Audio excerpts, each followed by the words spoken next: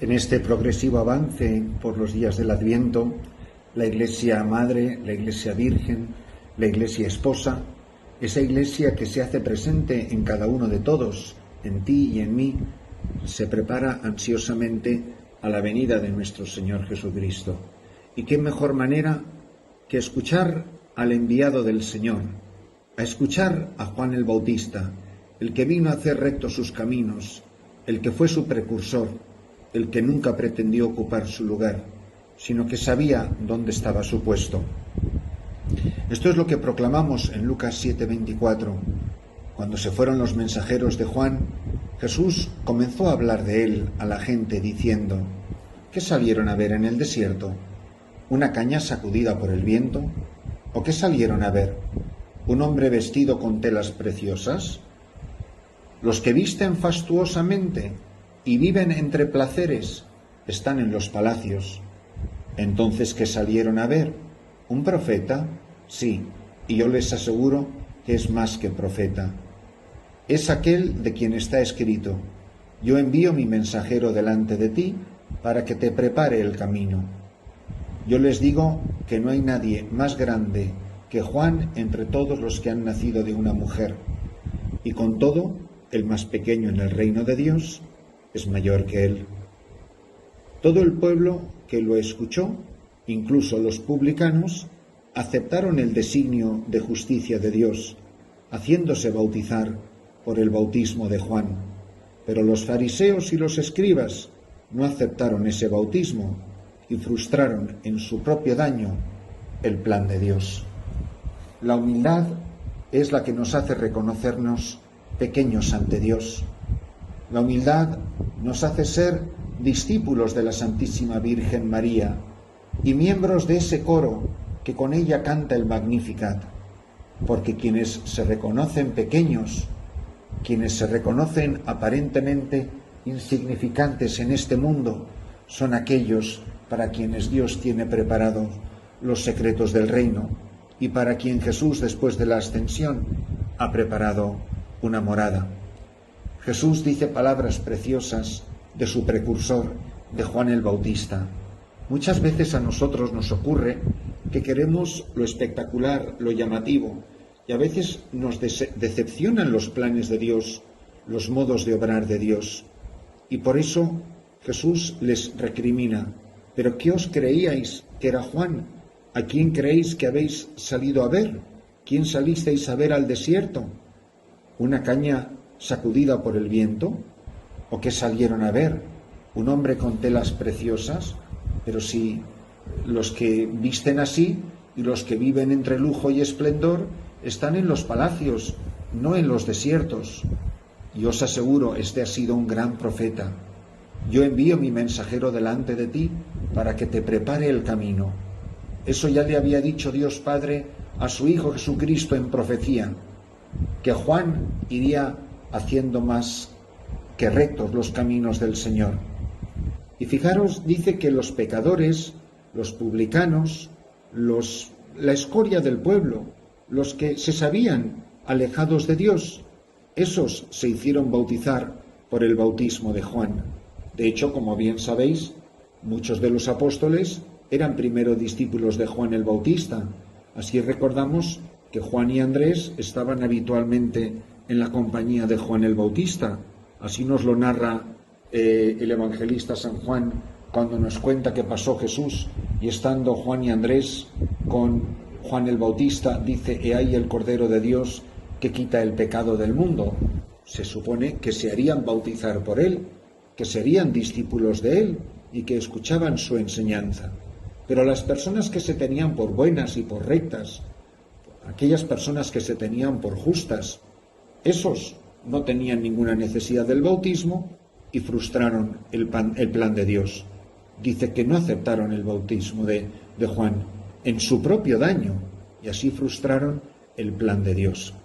Mirad, que ninguno de nosotros frustre el plan de Dios por su soberbia, que yo tenga la humildad de reconocerme que soy pequeño y frágil, que soy pecador, que muchas veces no acierto en mis decisiones, como sacerdote, que he cometido errores, como padre o madre de familia, que no siempre lo he hecho bien con mis hijos, con mi marido, con mi mujer, con mis colegas en el trabajo, con mis subordinados, que a veces he sido muy laxo, que otras veces he sido muy severo. Muchas veces no hemos sabido obrar bien. Vamos a pedirle entonces al Señor que nos ayude, que nos anime, que nos invite a descubrir en Jesús, el Hijo de Dios, el único que viene a salvarnos. El Adviento nos pone en relación directa con el Padre. El Padre es el que, lleno de entusiasmo, quiere que todos los hijos reciban a Jesús, su enviado. Cristo es el enviado, el misionero del Padre. Esto es el Adviento. El Adviento quiere decir venida, lo sabemos, pero un error muy común es pensar que Jesucristo ha decidido venir. Jesucristo no ha decidido venir. Jesucristo viene porque el Padre le envía. Por eso la mirada de la Iglesia, de una manera muy especial, tiene que estar puesta en la persona del Padre. El Padre es el gran protagonista del Adviento, por supuesto que tanto como su Hijo Jesucristo, como el Verbo, porque el Padre es el que toma la iniciativa de salvar. El Padre es el principio sin principio. El Hijo recibe la vida del Padre desde toda la eternidad, por supuesto, pero recibida del Padre. Entonces, si el Hijo viene, si Cristo es el enviado, si Él es el misionero que nos envía el Padre, es porque el Padre que nos ama le envía. Jesucristo viene, pero viene, repito, porque es enviado. De la misma manera, todos nosotros en Adviento somos enviados. Recibimos un envío, recibimos una misión. Estamos también llamados a ir en busca de la oveja perdida, del que no ha recibido la salvación. ¿Cuánta gente puede o no puede recibir el anuncio de Jesucristo si tú y yo lo hacemos? Que unos padres en Adviento insistan especialmente en que sus hijos se confiesen, que un sacerdote en su predicación habitual insista mucho más en la confesión, en la oración, en el arrepentimiento de los pecados, en administrar la unción de enfermos a los enfermos de la parroquia, en llevar la comunión a los enfermos. Todo eso es muy bonito, todo eso es una preciosidad y hace que descubramos que también nosotros participamos de este envío. Cristo es verdad que viene a nosotros, pero no es menos cierto que nosotros también somos enviados del Padre para que nosotros podamos ser también portadores de la buena noticia. Mirad cómo corrieron los pastores. Ellos reciben un anuncio y van a comunicarlo. Los magos reciben un anuncio misterioso, hemos visto salir su estrella y hemos venido a adorarlo. Los que reciben el envío, a su vez, son enviados. Yo animo a todos los que escuchen estas palabras que se pregunten en esta etapa final del Adviento, ¿quién podría recibir una invitación para acercarse a Cristo en Navidad si yo me lo propongo? A lo mejor son gente que está muy cerca de mí. A lo mejor no es irse a países lejanos, a grandes territorios de misión, a miles de kilómetros de nuestro lugar de origen. A veces lo tenemos en la puerta del vecino de al lado, en el compañero que pasa junto a mí, en esa persona que me encuentro en un lugar fortuito, en una sala de hospital, en un metro, en un consultorio, en un supermercado, en una tienda, por los caminos. ¿Con cuánta gente nos encontramos, hermanos, al cabo del día? Pues tenemos una gran oportunidad para ser misioneros, para ser enviados, para también nosotros a ellos anunciarles la buena noticia. Muy pronto veremos cómo María se pone en camino y se va a casa de Isabel. Lo veremos en los días finales del Adviento, a las puertas de la Navidad. Todo este corre-corre, todo esto es todo fruto del Adviento. María dice que se fue con prisas a la montaña. No era la que iba haciendo turismo, no era la que iba viendo el paisaje, no era la que se paraba a ver el atardecer. No, iba con un encargo, con una tarea, con una misión. Llevar a Cristo, a su parienta Isabel y a Zacarías, para que el niño Juan pudiera saltar de alegría en el vientre al reconocer la presencia de su Señor.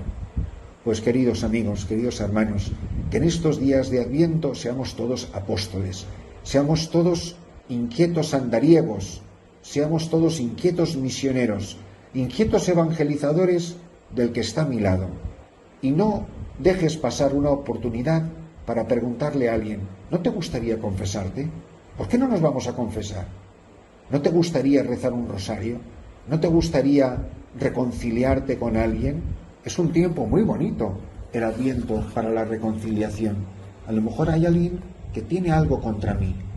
Pues qué maravilla si en este Adviento esa persona contra la que yo tengo algo, o que esa persona tiene algo contra mí, ella y yo, él y yo, somos capaces de reconciliarnos. Entonces seremos de verdad enviados del enviado, misioneros del misionero, como Cristo, que es enviado y por eso viene a nosotros, como nosotros, que somos enviados y por eso vamos a los hombres nuestros hermanos.